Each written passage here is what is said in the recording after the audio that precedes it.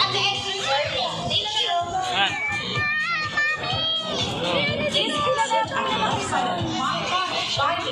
Init guys. Guys.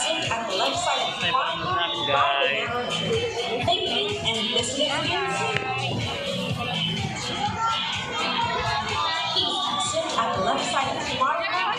the narrow tree.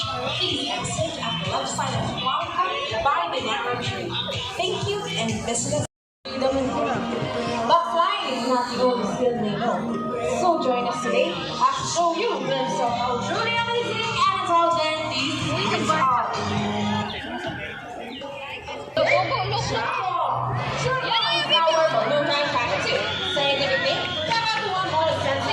These birds take a pound of this to me, and they are the largest on the white bank. They're going to show us that we should start at your applause for Chaco, which reader the shot. Look at the bird. Look. Hindi niya makita. Hello everybody and welcome to Manila Ocean Park All-Star Bird Show with me. So here's an object that I will hang under one of these three silver cups. So where do you want me to put this object? On your left, on your right, or in the middle? Now it's left, right, or middle? Okay, so let's put it right here. And now let's call it our striking bird. Dazzle. Dazzle is our super breasted cockatoo. Scientific name, Kakatuba ballerina. They inhabit in open woodlands and forests along the east coast of Australia. They are very loud birds and can mimic almost any sound. They typically feed on seeds, nuts, fruits, such as durian, papaya, and rambutan. And they also have corn. Now guys, do you think Dazzle has the ability to find anything object? If it yes, then say you can do it, Dazzle. Go, Dazzle. Pakita mo kay baby. Look at the bird. And he did! Round of applause for Dazzle with Reader Jared. Iba nakatingin eh.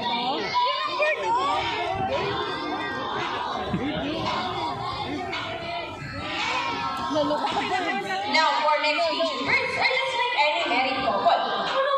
Meaning they will be partners for lifetime, which should man. Once anyone will have in a relationship, there will always be Mara. These Rico and Rita are beautiful pair of living gold winkles. And today, they will battle out who's the best in basketball game. But before we start this battle, I'll be dividing you into two groups. All the girls will cheer for Rika, and the girls let me say Rika, Rika. And all the boys will cheer for Rico. Come on, boys, let me say Rico, Rico. All right, birds ready? Cheers ready, set, go. Here's Rico, our first ball, followed only by Rika. And another one from Rico. And it's a tie. And for the last ball, Rico wins. So, April, what can you say? You guys this time. Hold it. We want another race. Oh, she wants another race, baby. Are you sure about that? Do you want Rika to lose again? This time, I guarantee you that Rika will win. So what race do you have in mind? I want a ring race. So what's a ring race? The first bird who can drop 3 rays into the bowl the fastest is the winner. That is a ring race. So our ring race it shall be. Remember, that was already have 1 point. So girls, let's cheer louder for Rika to win this time. We'll be doing this again. This time our ring race. Ready, set, go! Here's Rico on his first ring. And another roll from Rico. Oh, what's happening? We're going up the trees at the same time. Oh, what is that?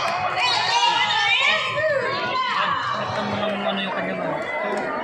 So, Trainer JB, what can you say? 3 rings at the same time. Hey, you guys cheated! No, we didn't cheat. Rika used her brain. Also, it's true that girls are more intelligent than boys. I want to applause for Rika and Rika with Trainer April and Trainer JB.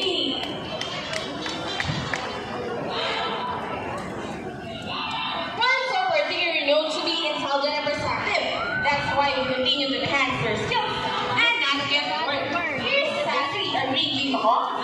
She's going to show us how intelligent she is by moving the shape back to its correct song. Just like Sassy, Riki South America. They are known to be the gentle giants of the parrot family. It is because they are the second largest next to the hyacinth macaws. They can grow up to 92 centimeters in length and they can live up to 8 years old. Scientific name is Arachnoptera. They usually feed on seeds, nuts, salts, and minerals along with grass. And for the last one, goes up. There you go, intelligent, right? A round of applause for Sassy with real charm. Kanya-kanya sila na nila. Now guys, who loves math? Everyone here knows addition, right? Well, this next part of the program will leave most people baffled and amazed. Even as trainers, do you think friends can do math? But before we go our mathematical wizard, I'll be needing two numbers between 1 to 15. Any numbers between 1 to 15? Okay, so the first number will be number 8. How about the second number? 5. Okay, so the second number will be number 10. So the equation is 8 plus 10. Let's see if our mathematical wizard can solve the equation. But first, trainer Jerry will shuffle the numbers. And now let's go to the army of Rocky. So trainer Charles, are you ready?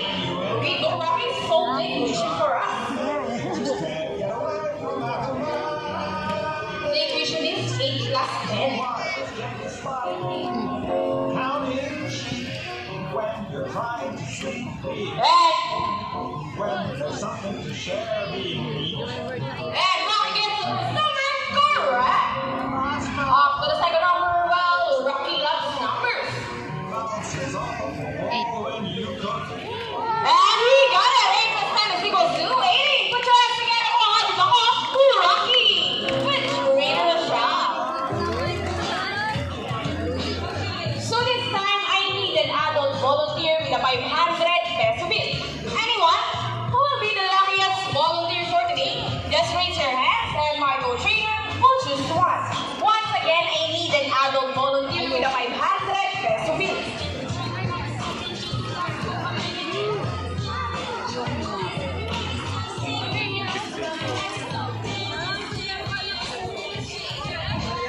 Bayad ba ito?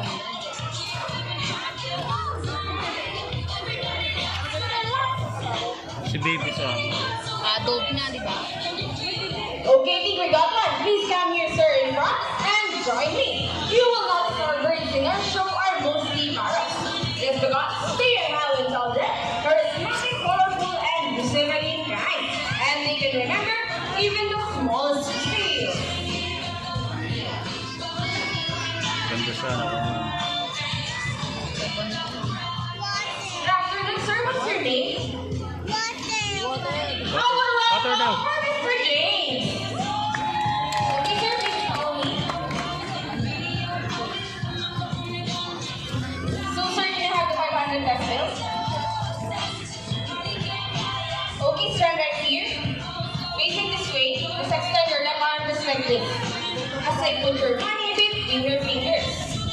So, sir, do you have any idea what will happen next?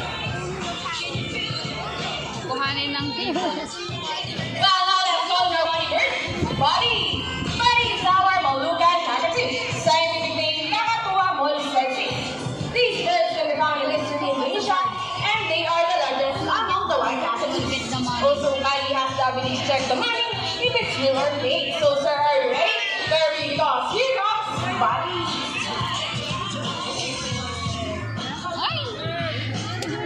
And Body flies over and he gets the money and flies back. And I think Bobby will donate the money. And I'm a master donor. So, sir, before you go, I have a question for you. Did you know that Manila Ocean Park is also a rescue center for birds? No, well, now you know with your money will go a long, long way. We are very, very grateful. Thank you so much. You may now take your seat and enjoy the rest of the show.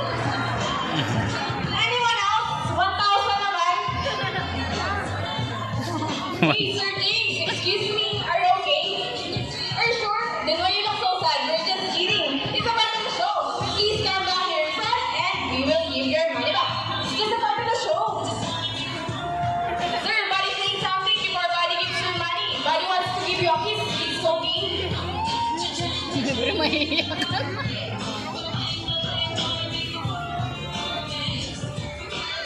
you have to do is face the camera and off your cheek.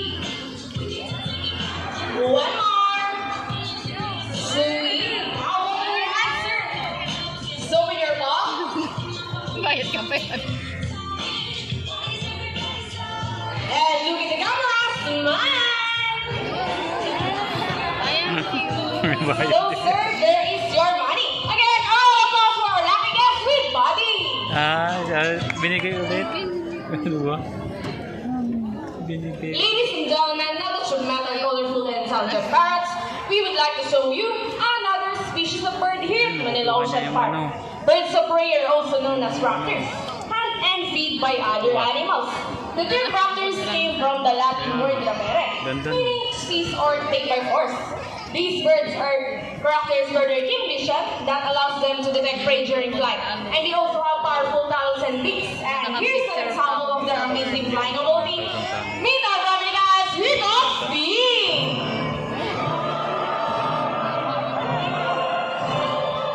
Lemony cats are also known as Halias lorindus, one of the 400 species of birds of prey around the world. These birds can be found in India, Indonesia, Bangladesh, Pakistan, and China, including here the Philippines. And here comes Shago! They are locally known as Lawi or Pano in this highest region. Look, baby, oh, they're flying. And as you can see, we have a homing pigeon as well. Homing pigeon has an innate homing ability, meaning they will generate return to its nest and mate. How about a round of applause for our homing guys and our homing pigeons? We believe there is hope. We only not try to take care of friends in the sea, but for also who are in land area as well.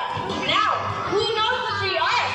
Introduce, reuse, and recycle. Very good. So here's our lovely bird once again. They're going to show us the proper ways to dispose out. See, if our lovely birds can do it, we believe that so can everybody. Ladies and gentlemen, I hope you enjoyed our show. Are the birds spectacular? Well, in our own way, no matter how small the efforts, let's take action in saving them from extinction or even extinction. Please let's do all our part in saving the world, because remember, this is the only home we got. So let me present the birds and the trainers that made this show possible. Trainer Rochelle with Chaco. Trainer Derek with Shadow.